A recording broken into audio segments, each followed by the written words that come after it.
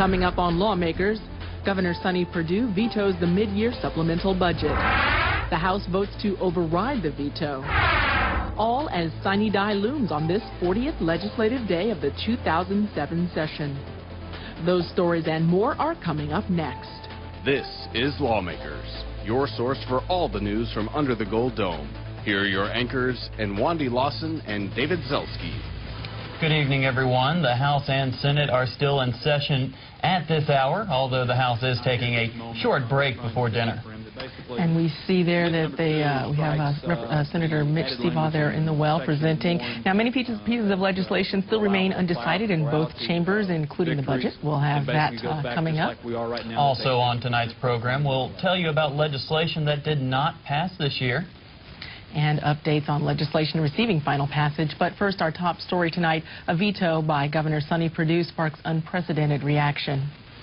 This final day of the 2007 legislative session has brought a showdown over the budget between the House and Senate and Governor Sonny Perdue. Lawmaker Sandra Parrish joins us live with more on what's become of this historical day at the state capitol. Sandra. In Nwandi, the day began in the House with the first ever override of a governor's veto in Georgia. It all began last night when Governor Perdue decided he was not going to sign the mid-year budget. While the legislature was considering this budget, I'm afraid that politics got in the way of doing the right thing. I believe the House and the Senate got into a bit of a brawl and realized too late that they were nearly out of time and they had to come up with a compromise quickly. Governor Perdue says besides having a problem with the $142 million tax refund to Georgia homeowners, he says the 07 budget has a lot of holes. This budget would lead to furloughs of literacy instructors and prosecutors, stop cleanup of hazardous waste sites, halting screening of newborns, letting up on internet predators, leaving us unprepared for a pandemic flu outbreak, and turning a blind eye to meth labs. Ladies and gentlemen, I don't intend for that to happen on my watch.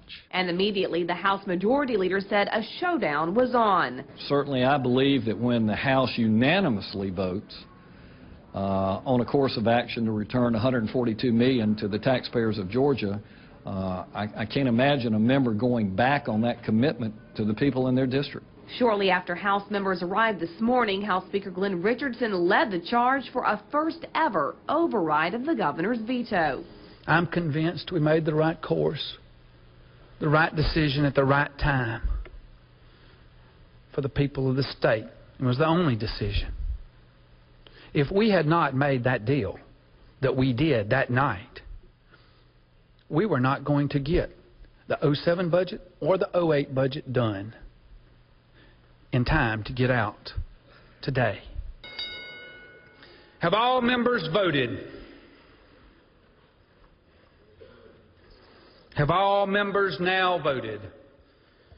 So the clerk will lock the machine. On the gentleman's motion, the yeas are 163, the nays 5. This House has overridden the gubernatorial veto of House Bill 94. Richardson appointed a delegation to deliver the message to the Senate, but Lieutenant Governor Casey Cagle wouldn't accept. Seems that the House members are very anxiously awaiting this new posturing position by which they are in. The Constitution is very clear that we cannot respond to a veto until we are in receipt of it. A press conference by the governor does not constitute transmittal.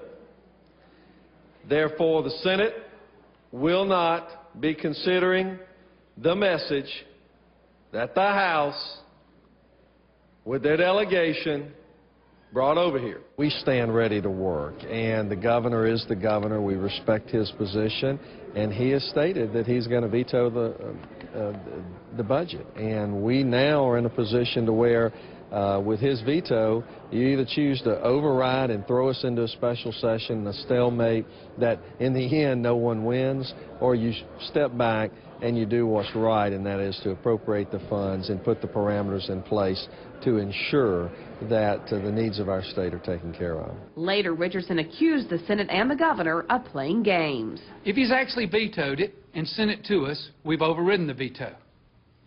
If he has vetoed it and not sent it to us, we call upon him to send it to us now if he's serious about taking care of the people of the state of Georgia. We are here ready, willing, and able to work to get a budget done and not play childish nursery rhyme games. So now we wait. The House is planning to take up its own 2008 budget this evening, while the Senate still wants to pass a merged 07 and 08 spending plan, which addresses the governor's concerns. One thing we do know is that Governor Perdue has vowed to call a special session if a deal is not reached tonight. Reporting live, I'm Sandra Parrish for Lawmakers. Thank you, Sandra. The House vote to override the governor's veto of the 2007 supplemental budget was preceded by a rare display of bipartisan unity and nostalgia. Representative Jerry Keene began by reminiscing about his first year in the General Assembly. And I know what a lot of you are feeling today. Chairman of Appropriations that time, our former Speaker, Terry Coleman, came to this well and made a motion to override then Governor Barnes's veto some items in the budget. And I never will forget that day, because I was sitting right back over here next to my fellow representative from my county and good friend, Reverend Tillman, who's still a very close friend, and he was explaining to me what was going on.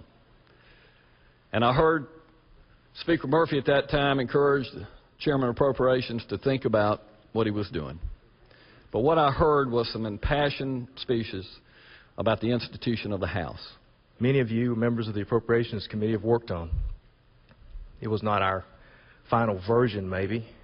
There were changes made, agreements, compromises. But it ended in a unanimous vote by this body. In my 13 sessions, this is the most difficult vote I will have ever made. Not because it's not the right thing to do. It is the right thing to do. But it's difficult because many people will say that we are doing this out of anger or animosity. We are not. And yeah, in the rush, there were some things that were left out with teachers for technical and for adult literacy. And I asked the question from this well, are those things going to be worked out by the mechanics of fiscal affairs and other things in searching the budget? And having the assurances that those things were going to be done, we all voted for that budget. Now, sure, some of us would have liked to have a little more in some of those areas, but that is the process of compromise and the process of this body. I come this morning with a heavy heart. All the speakers prior to me have alluded to the difficulties and the tough call that we have before us this morning.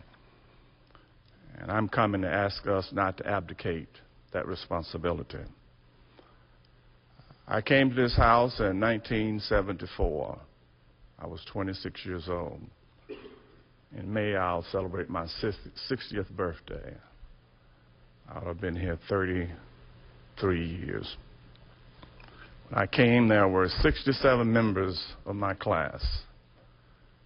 There are only 4 members left. Bobby Parham, David Lucas, and Bob Holmes. I was in Smyrie in 1974. I was in middle school.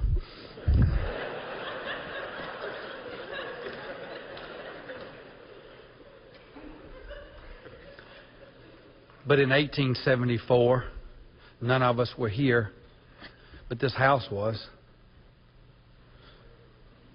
And in 2074, this house will be. 5 House members voted against the override, including the former chair of the House Governmental Affairs Committee. Austin Scott resigned his chairmanship because he did not want to stand with the caucus. On the override vote. On the override vote. Prior to the vote, Austin Scott turned in his badge and said he would resign as chairman. And once again, the House voted to override the governor's veto of the 2007 supplemental budget. That vote was 163 to 5. It remains to be seen exactly what that action will yield. Legislation that removes the right for a 14-year-old to select his or her custodial parent passed when the Senate agreed to the House changes. However, just when it seemed the House and Senate were becoming amiable with one another, Senate Majority Whip Mitch Seabaugh took the well to speak out against the House's decision to strike his amendment from House Bill 369. This measure would have increased the time limit before granting certain divorces. Choo-choo. The trains are coming. The trains are coming. The Senate speaks, and the House basically is just sitting there and saying, what you did in the Senate doesn't matter. We're not going to take your amendments. And this is not the only piece of legislation that I'm getting railroaded on. I really appreciate those that helped last night in doing that. It's been 4 years in working at it, and it looks like it's going to take me 5 years to do it. To do something to help children, to do something to have a positive impact for families in the state of Georgia. It is a shame. It is a shame. In all the things that we do as a state, we can't do anything to encourage families to stay together. The House came over, sent a message from those that said, we're not going to listen to the amendment. They stripped the language and sent it over here. The underlying bill is a good bill. And reluctantly, I allowed for that to happen so we could let a good bill to go forward. But we let good language die, and families and children are going to suffer because of it. The Senate agreed to the House's version without the amendment 43-0, and House Bill 369 now goes to the governor.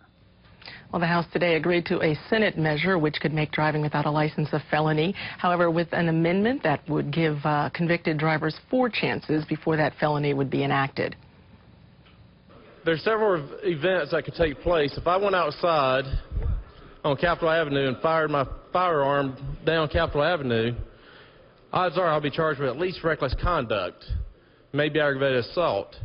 But now if I get behind a vehicle with absolutely no training, without going to class or even taking the test, I'm possibly driving a 4,000-pound bullet down the street, endangering the same lives, because we don't know if they should be driving or not. So if the first, second, or third offense and you still don't go, I don't think it's a police state. I think it's a public safety issue.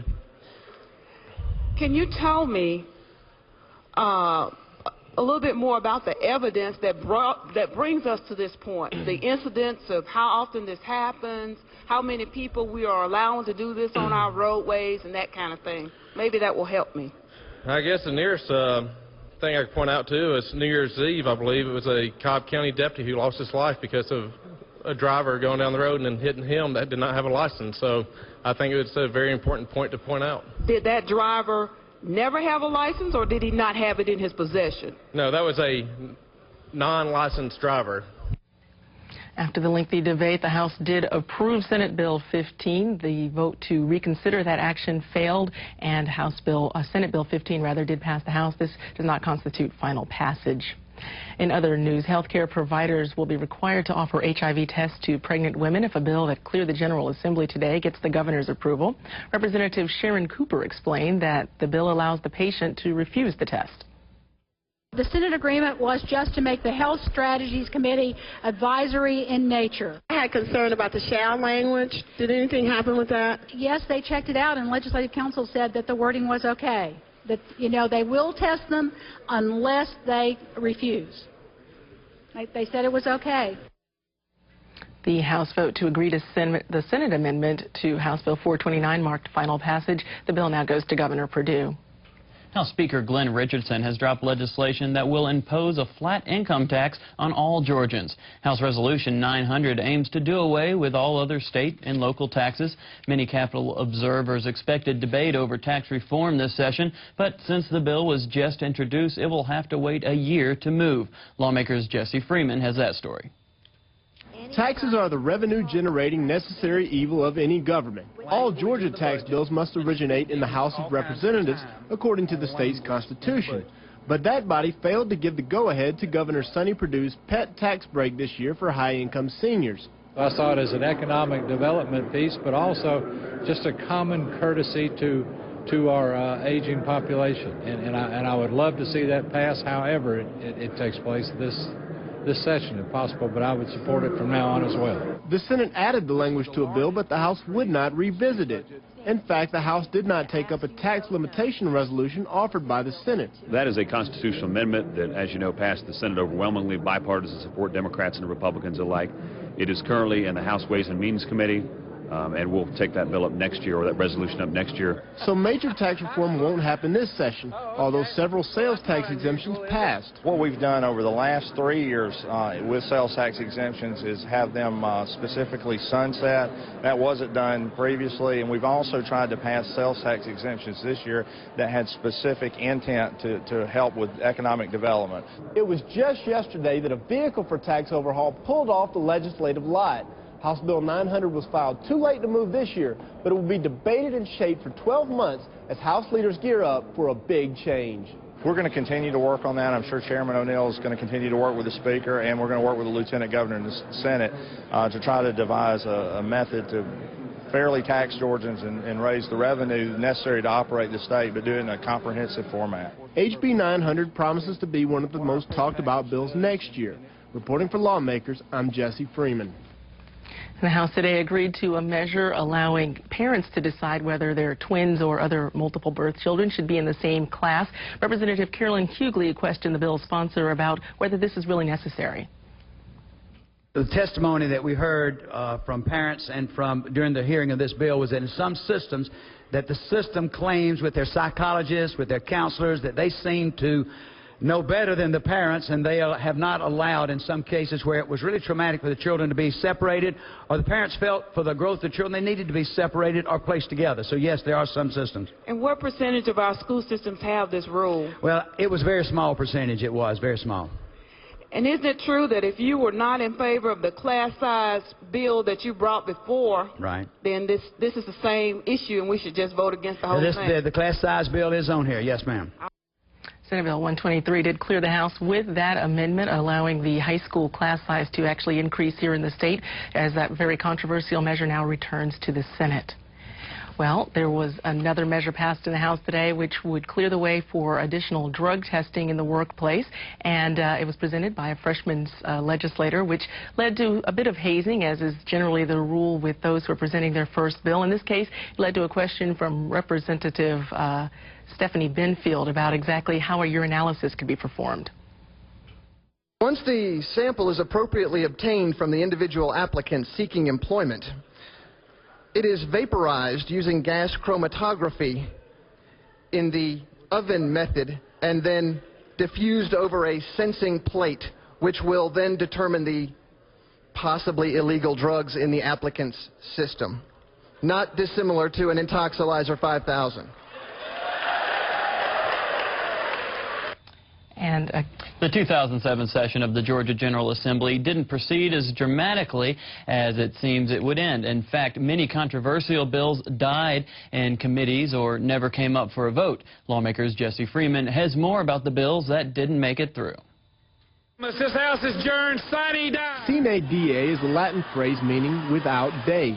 It's mispronounced sine die at the Georgia General Assembly, but the point is that it's all over. Bills have passed or they haven't, and some of these were hotly debated this year. One bill that was lost was the governor's tax break for seniors. It allows our retirees to retire in the state that they gave the rest of their life to. Another lost tax bill would have permanently limited taxes. It originated in the Senate. It is a very important piece of legislation, and I need to work with my friends in the House to give them a full understanding of what it is we're trying to do. A payday lending bill was defeated in the House. There were some very strong feelings against it. It was a bill that carried a lot of emotion. Lost in a Senate committee was a bill doing away with unanimous death penalty sentences. There was a miscommunication, and I wasn't told that the hearing was going to be going on, and so the bill came up for a vote and did not pass. Democrats wanted to impose hate crimes penalties. I think that the bill should have passed. I think that we need an up or down vote in the Senate. Democrats also wanted to raise the minimum wage. Well, there were some people who just basically felt that it was an undue hardship on small businesses. It's important to remember that our General Assembly runs on a 2-year cycle. Since this is the first year of this session, all of these bills really have a shot at life after death. Now, most of the bill sponsors I spoke with say they fully intend to get up off the deck and fight for their agendas. I don't feel it had a fair shot, but we'll shoot again next year. I'm not about ownership. If the Speaker or somebody else wants to offer that type of legislation, I'm going to support them fully. While I'm disappointed today where we are, we don't have any intention of quitting. So the drama at the Georgia General Assembly never really stops. It just takes an 8-month vacation. For Lawmakers, I'm Jesse Freeman. Well, to be sure, much of today's legislative action focused on the budget, but perhaps the most important vote of the day took place just before 5:30 this evening. If you do not want a hot dog or hamburger, if you want a hot dog, you can vote red. If you want a hamburger, vote green. And if you don't want anything, don't vote. If you want both, look at somebody's machine that's not voting and go vote the opposite way. By a narrow vote of 86 to 82, hamburgers took the lead, paving the way for a varsity order.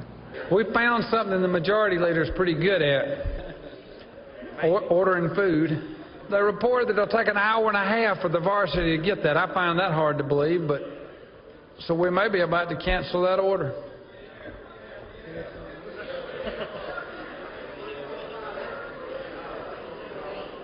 All right. Whatever, we're going to order something. If they can't get it, we'll get somebody else. Chick-fil-A, I bet, can get it. Well, that sounds good. Senator Jim Whitehead will be the only senator not attending the special session if that is indeed what happens after today. That's because he is running for a congressional seat vacated earlier this session when Congressman Charlie Norwood passed away. Senator Ronnie Chance took the well. No, we all hope that we're going home today and we're not going to be back next week to finish up our business down here. But there's one member who's definitely not going to be back next week, and I want to take a moment and recognize him, and I don't know where he went. Senator Carter, oh, there he is.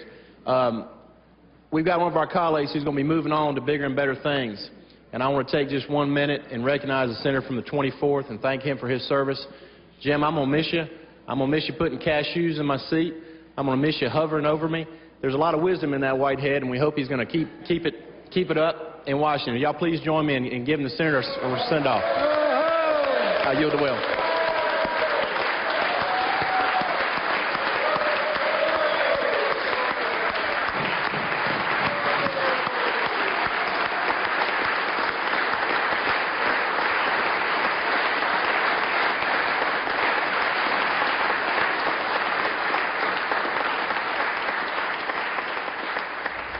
The annual Days of Remembrance ceremony was held at the Capitol today in order to remember the survivors and the victims of the Holocaust and those who continue to keep their memories alive.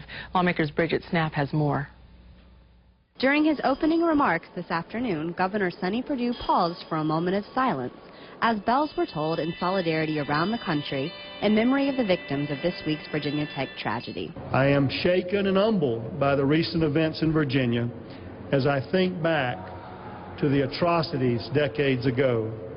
Man's inhumanity toward man is an ugly and shameful tragedy. Lieutenant Governor Casey Cagle also addressed the crowd about the importance of remembering the Holocaust. It is indeed the utmost importance that we remember. It is our moral obligation. For with remembrance comes resolve. Representatives of the Georgia Commission on the Holocaust then presented a number of awards, including the Chairman's Recognition Award to Vernon Jones for his work in bringing the Anne Frank World Exhibit to the DeKalb History Center in December of 2006. The winning entries of the Holocaust Art and Writing Contest were on display here in the North Wing of the Capitol, including the first place winner of the high school division, a depiction of the child Holocaust victims by 10th grader Juan Hurtado. The ceremony concluded with Holocaust survivors lighting memorial candles. Reporting for Lawmakers, I'm Bridget Snap. Now every year here at Lawmakers, we hire a group of interns who are vital to the production of our program. They are asked to write, report, produce, run camera, and operate behind-the-scenes technical equipment. Our selection process is highly competitive, and the internship itself is not easy, as they now explain in their own words. I think the whole experience will be my fondest memory. Just being here in the Capitol and seeing some of the grassroots campaigns take place and watching issues turn into a bill and how it's passed into legislation. I mean, I learned a whole lot about shooting, and Charlene really showed me the road. She's like my Yoda. Go Charlene. I feel like I learned everything. Learned how to work the computer programs. I learned how to write the stories. I learned not to screen David Patterson's phone calls. I learned not to second-guess John when he gives me a suggestion. Some of my fondest memories are actually probably some of the biggest mistakes that we've made on the show, because you learn so much from those. Someone once said to me that live TV is a lot like riding a bull. It's very exciting, but you can get thrown off and things can go wrong very quickly. It's when I did my first story, and I was doing it on Wildlife Day at the Capitol. And there were all type of wildlife animals, and I had to hold a snake during my stand-up. And I was terrified, and I just knew that this snake was going to bite me. And I was trying to hold it in a way that it wouldn't get so close to me, but I was told that I needed to kind of grab it a little tighter. So once I calmed down, it wasn't too bad, but it's something that I really don't want to do again. How about the time that I pointed to the wrong camera and Wandy had to stare off into the side for like 10 seconds. 147. Disagreement arises in part over whether to penalize those who perform. Actually, just a few nights ago, a live shot that we did where we had some technical difficulties, and I did a bit of the deer in the headlights move, just staring into the camera, not realizing that I was live on TV. Voted on House Bill 180.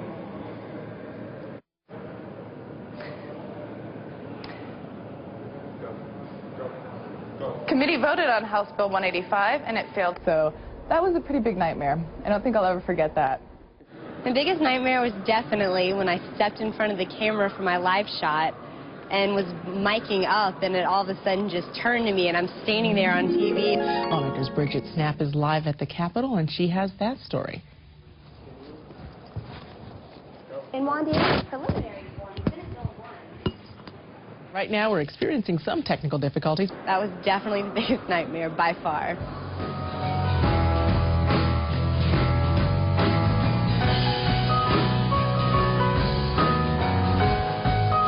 Reporting for Lawmakers, I'm Alan Chen. Reporting for Lawmakers, I'm Bridget Snap. Reporting for Lawmakers, I'm Lanny Walker. Reporting for Lawmakers, I'm Quandra Collins.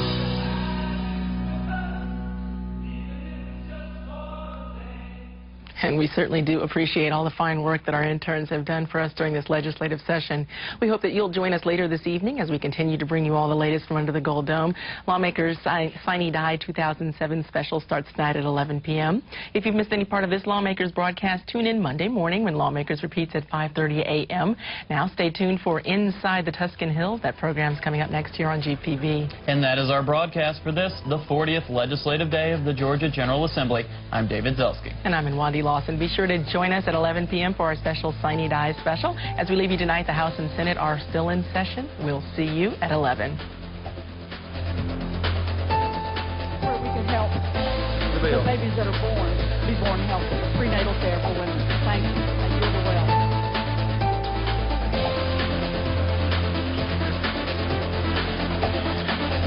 Ladies and gentlemen of the House, I bring before you Senate Bill 10. This has been a production of Georgia Public Broadcasting.